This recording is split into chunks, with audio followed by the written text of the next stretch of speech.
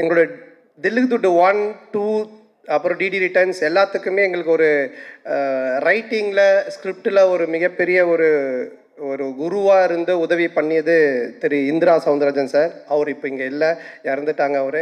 So அவருடைய மறைவு மிகப்பெரிய ஒரு இழப்பு எங்களுக்கு. இருந்தாலும் அவருடைய ஆன்மா எங்களுக்கு வாழ்த்து தெரிவித்து எங்களோட இருந்து சப்போர்ட் பண்ணணும்னு நம்புகிறோம். ஸோ அவருக்கு இந்த நேரத்தில் என்னுடைய மனமார்ந்த வணக்கத்தை தெரிவித்துக்கொண்டு இந்த நிகழ்ச்சிக்குள்ளே போகலாம். ஃபர்ஸ்ட், இந்த படத்தினுடைய விழாக்கு வருகை தந்துள்ள எங்களுடைய எஸ்டிஆர். ஸோ அவரை பற்றி நான் நிறைய இன்டர்வியூவில் சொல்லியிருக்கேன். அதாவது அவர் இல்லைன்னா இன்றைக்கி நான் இங்கே இல்லை. ஸோ அவர் தான் சினிமாவில் என்னை கொண்டு வந்தது. அதுக்கு முன்னாடியே அவர் படத்தில் நான் வந்துட்டு அட்மாஸ்பியர் நடிச்சிருக்கேன், காதல் அழிவதில்லை படத்தில். அதுக்கப்புறம் அவர் எடுத்து போட்டு பார்த்துட்டு, இது நடுவில் வந்து மூஞ்சல் இவ்வளோ ரியாக்ஷன் கொடுத்துட்டு நீயும் நானும் கூல் சுரேஷும் தான் நடுவில் போய் டிஸ்டர்ப் பண்ணிகிட்டு இருப்போம். ஸோ பார்த்துட்டு இது பண்ணார். அதுக்கப்புறம் மன்மதனில் கூப்பிட்டு கொடுத்தாங்க ஃபஸ்ட்டு சான்ஸ். மன்மதனில் ஃபஸ்ட்டு டே ஷூட்டிங் போய் நான் ரெடியாக நின்றுட்டுருக்கேன். அதில் வந்து அவர் அந்த மொட்டை கேரக்டராக உள்ளே வருவார். வந்த உடனே நான் வந்து வாங்கன்னொன்னே இந்த மாதிரி என் பேரை கேட்பார், இங்கே இன்ட்ரடியூஸ் ஆகும், இதுதான் சீன். நான் ரெடி ஆகிட்டேன், நான் ரெடியாக இருந்தேன். அப்புறம் அவர் வந்தோன்னு ஒரு சின்ன டிஸ்கஷன் போயிட்டே இருந்துச்சு. நான் டவுட் ஆகிட்டு, என்ன ஏதாவது ஆளுகளை மாற்றுறாங்களா இல்லை என்ன ஆச்சுன்னு தெரியலையே அப்படின்னு போயிட்டு மெதுவாக என்னாச்சு அப்படின்னு சொல்லி கேட்டேன். இல்லை, நீ லொல்லு சபாலேருந்து வந்திருக்கீங்க, இப்போது ஃபஸ்ட் டைம் ஸ்க்ரீனில் காட்ட போகிறோம், உங்களுக்கு ஒரு கிளாப்ஸ் வரணும் ஓப்பனிங்கு, அதுக்காக யோசிச்சுட்டு இருக்க, சும்மா ஜென்ரலாக வந்து பேச வேண்டாம் அப்படின்னு சொன்னார். ஆனால் நான் வந்துட்டு எனக்கு கிளாப்ஸா தேட்டரில் அடிப்பாங்களா அப்படின்னு சொல்லி கேட்டேன். இல்லை லொல்லு சபா டிவியில் ரீச் இருக்குல்ல, கண்டிப்பாக உங்களுக்கு தேட்டரில் கிளாப்ஸ் வரும் அப்படின்னாரு. அப்போ நான் வந்து என்ன பண்ணணும் அப்படின்னு சொல்லி கேட்டேன். சரி ஒன்று பண்ணலாம், நான் வந்தோடனே உன் பேர் கேட்குறேன், உன் பேர் என்னென்னா அப்போ தான் வச்சோம் பாபின்னு வச்சோம். உன் பேர் என்னென்னு கேட்குறேன், நீ வந்துட்டு பாபின்னு சொல்லு. நான் எக்கோவில் வந்து ஒரு 3 இடத்துல பாபி பாபி பாபின்னு அப்படி போட்டுட்டு மியூசிக்கெல்லாம் காமிச்சிட்டு அப்புறம் நான் சீனுக்குள்ளே நம்ம போகலாம் அப்படின்னாரு. நல்லா இருந்துச்சு. அவருக்கு என்னென்னா என்னை காட்டும் போதே ஒரு கிளாப்ஸோட காட்டணும் அப்படின்றதுக்காக சொன்னார். அப்போ நான் சொன்னேன், இல்லை இப்படி ஒன்று பண்ணலாமா, என்ன நீங்கள் கேளுங்க, நான் வந்து 3 தடவை நானே பாபி பாபி பாபின்னு சொல்கிறேன், அதுக்கப்புறம் நீங்கள் அந்த டைலாக் சொல்லுங்கள், அப்படி பண்ணலாம் அப்படின்னா. ஒன்று அவரும் சிரிச்சிட்டு, சரி நல்லா தான் இருக்குது, ஆனால் பில்டப்பாக இருக்காது, ஆனால் நல்லா தான் இருக்குது அப்படின்னாரு. நல்லா தான் இருக்கும் அப்படின்னு சொல்லிட்டு அப்போ தான் அந்த ஃபஸ்ட்டு டைலாக்கு அவர் வந்து என்கிட்ட கேட்பார், உன் பேர் என்னன்னுவார். நான் ஒன்று பாபி பாபி பாபின்னுவேன். ஒன்று அவர் பாபி பாபி பாபின்னுவார். டேய் ஒரு பாபி தான்டா என் பேர் அப்படின்னு சொல்லுவேன். அதுக்கப்புறமா பில்டப்புக்காக 3 தடவை சொன்னோம் அப்படின்னு. ஸோ இப்படி தான் என்னோடய ஃபஸ்ட்டு சீன் அவரோட ஆரம்பித்தது. நான் எதுக்காக இதை சொல்ல வரேன்னா, அன்னைக்கு தேட்டரில் ஸ்க்ரீனில் எனக்கு கிளாப்ஸ் வரணும் அப்படின்னு எடுத்துக்கிட்ட அந்த அக்கறை ஆகட்டும், அந்த அன்பாகட்டும், இன்றைக்கி வரைக்கும் குறையவே இல்லை. அதே அன்பு, அதே அக்கறை இப்போ பண்ணுற எஸ்டிஆர் 49லேயுமே என்கிட்ட என்ன சொன்னார்னா, டைரக்டரை கூப்பிட்டு சாண்டாக்கு என்ன வேணும், சாண்டா எப்படி நம்ம நல்லா யூஸ் பண்ண முடியும், சாண்டாக்கு என்ன பண்ண முடியும், அதை முதல்ல யோசிங்க அப்படின்னு தான் சொன்னார். அன்றைக்கி கூட வீட்டில் போய் மொட்டை மாடியில் பார்த்து ஒரு 3 hours டிஸ்கஷன் பண்ணும்போது என்னை பற்றி மட்டுமே தான் பேசிகிட்டு இருக்காரு. ஸோ இப்படிப்பட்ட ஒரு அன்பும் அரவணைப்பும் கொண்ட ஒரு அருமையான ஒருத்தர் எனக்கு கிடைச்சது. உண்மையிலேயே நான் கடவுளுக்கு நன்றி சொல்லணும், எங்கள் அப்பா அம்மாவுக்கு நன்றி சொல்லணும். ஸோ ரொம்ப நன்றி நீங்கள், I love you all the time. அதனால் எனி டைம் எப்போவுமே அவருக்கு பின்னாடி அவர் கூட நான் கண்டிப்பாக நிற்பேன். அது எதுவாக இருந்தாலும் என்னவாக இருந்தாலும் அது நிச்சயமாக இந்த வருஷம் எஸ்டிஆர் 49 நீங்கள் பார்ப்பீங்க. சொல்லி ஆரியா முறைக்கிறான், ஏண்டா நாங்கள் கஷ்டப்பட்டு செலவு பண்ணி சத்யம் தேட்டரை புக் பண்ணால் நீங்கள் 2 பேரும் பேசிகிட்டு இருப்பீங்களா அப்படின்ட்டு. அடுத்தது இந்த படத்தினுடைய ப்ரொடியூசர் ஆர்யா. ஸோ ஆர்யா தான் எனக்கு தெரியும், ஆர்யா தான் நிகாரிகா ப்ரொடக்ஷன் அவங்களை கொண்டு வந்தது. கொண்டு வரும்போது எல்லாமே சூப்பராக போச்சு. அப்போ ஆர்யா வந்து ஒருத்தர் சொன்னாங்களே, கிஷோர் எங்கே, அவர் கிஷோர் வாங்க வாங்க, இவர் தான் கிளாரிட்டி கிஷோர். இவரை கூட்டிகிட்டு வந்து என்கிட்ட ஒப்படைச்சிட்டு போயிட்டான்.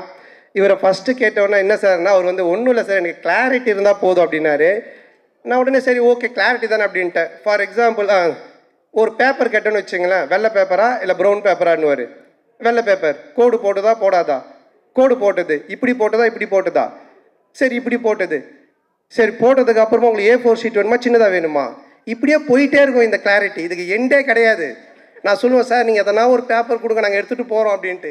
ஸோ என்னென்னா சினிமாவில் இந்த அளவுக்கு ஒரு கிளாரிட்டியாக நான் ஃபஸ்ட் டைம் ஒர்க் பண்ணது இவர் கூட தான். ஆனால் அது நல்லா இருந்துச்சு. ஏன்னா பிஃபோர் பேப்பரில் நம்ம எல்லாத்தையும் கிளாரிட்டியாக பண்ணதுனால இவ்வளோ பெரிய படத்தை எங்களால் கொஞ்சம் ஈஸியாக எடுக்க முடிஞ்சது. ஸோ அவருக்கு முதல்ல நன்றி, ரொம்ப தேங்க்யூ சார். கிளாரிட்டியாக இருக்கா பேச்சு? ஸோ அதுக்கப்புறமா ஆர்யா என்னுடைய நண்பரில் இந்த உயிர் நண்பன் அப்படின்வாங்களே அந்த மாதிரி. நாங்கள் கல்லூரியின் இல்லை காசு கொடுத்துருக்கான்னு சொல்லி தான் ஆகணும். அதாவது கல்லூரியின் கதை படத்தில் தான் நாங்கள் 2 பேரும் ஃப்ரெண்டானோடனே ஃபஸ்ட்டு படத்தில் நல்லா க்ளோஸ் ஆகிட்டோம். அப்போ வந்து படத்துலலாம் பார்த்தீங்கன்னா ஹீரோயினுக்கு ஃப்ரெண்ட்ஸாக பெங்களூர்லேருந்து ரிச் கேர்ள்ஸ் கூட்டின்னு வந்து நடிக்க வைப்பாங்க. அவங்க தான் கூட வருவாங்க ஃப்ரெண்ட்ஸாக. அப்போ எந்த வந்து மன்மதன் ரிலீஸ் ஆகி ஒரு 2 படம் தான் ரிலீஸ் ஆகிருந்துச்சு. பெருசாக எனக்கு தெரியாது வெளியே. ரெண்டாவது அவங்க பெங்களூர்லேருந்து வந்திருக்காங்க. ஆர்யா தான் ஹீரோ. அவன் அறிந்து மரியாமல் நடித்து முடிச்சிருக்கான், ஆனால் ரிலீஸ் ஆகலை. ஸோ நாங்கள்லாம் ஒன்றா தான் உட்காந்து சாப்பிடுவோம். எங்களுக்கு கேரவன் கிடையாது. அப்போது அவங்கெல்லாம் நீங்கள் யாருன்னு என்ன கேட்கும்போது நான் ஆர்யா ஹீரோன்னு தெரியும் இந்த படத்தில். நீங்கள் யாருமே ஒன்று ஆர்யாவில் என்னது இவரை யாருன்னு கேட்டிங்களா? இவர் தான் comedy super star, south India comedy super ஸ்டார்ன்ட்டான். ஆனால் அவங்களாம் is a comedy super star south India, yes Telugu Malayalam Tamil all language is a super ஸ்டார்ன்ட்டான். ஒன்று அந்த பொண்ணுங்களாம் ஒரு மாதிரி டவுட்டாக என்னை பார்த்தாங்க. பார்த்தோன்னே டக்குன்னு ஆர்யாவில் மச்சான் அவங்க டவுட்டாக பார்க்குறாங்க, டக்குன்னு ஒரு காமெடி பண்ணு அப்படின்னா. டேய் என்னடா சம்மந்தமே இல்லாமல் காமெடி சூப்பர் ஸ்டார்னு இப்போ காமெடி பண்ணுன்ற மச்சா பண்ணு தப்பாயிடும் நீ பண்ணு அப்படின்னா. சரி நானும் எழுந்து அவங்க முன்னாடி சரி பழைய பாட்டுக்கு இப்போ இருக்க ஹீரோஸ்லாம் டான்ஸ் ஆன அப்படின்லாம் ஆடி காமிச்சிக்கிட்டு இருக்கேன். அவங்க சிரிக்கல, மச்சான் பத்தலை இன்னும் நல்லா பண்ணு அப்படின்னா. இதை தான் நாங்கள் விஎஸ்ஓபியில் கூட வச்சுருந்தோம். உடனே கொஞ்ச நேரம் கழிச்சு அவனும் வந்துட்டான் நடிக்கிறதுக்கு. 2 பேரும் சேர்ந்து பயங்கரமாக அவன் ஹீரோயினா நான் ஹீரோவாக நடிச்செல்லாம் ஆடிட்டு இருக்கோம். அவங்களாம் அப்படியே பார்த்துட்டு இருக்காங்க. இதை டைரக்டரும் ப்ரொடியூசரும் பார்த்துட்டாங்க. 2 பேரும் கூப்பிட்டு என்ன சார் ஒரு ஹீரோ ஒரு காமெடியான்னு அந்த பொண்ணுங்க முன்னாடி போய் டான்ஸ் ஆடினு காமெடி பண்ணிட்டு இருக்கீங்க அப்படின்போது இல்லை சார் அவனை வந்து ப்ரூவ் பண்ண நான் சொன்ன மச்சான் என்னை ப்ரூவே பண்ண வேணாம், என்னை விட்டுரு, நான் காமெடினா இல்லாமல் கூட போகிறேன்ட்டு. அதுக்கப்புறமா அந்த காமெடி சூப்பர் ஸ்டார்ன்றது அவன் விடவே இல்லை. சேட்டை படம் அப்போது காமெடி சூப்பர் ஸ்டார்னு டைட்டிலே எனக்கு போட்டுட்டான் படத்தில். நான் லிங்காவில் நடிக்கும்போது ரஜினி சார் கூப்பிட்டு கேட்குறாரு நீங்கள் காமெடி சூப்பர் ஸ்டாரா அப்படின்னு.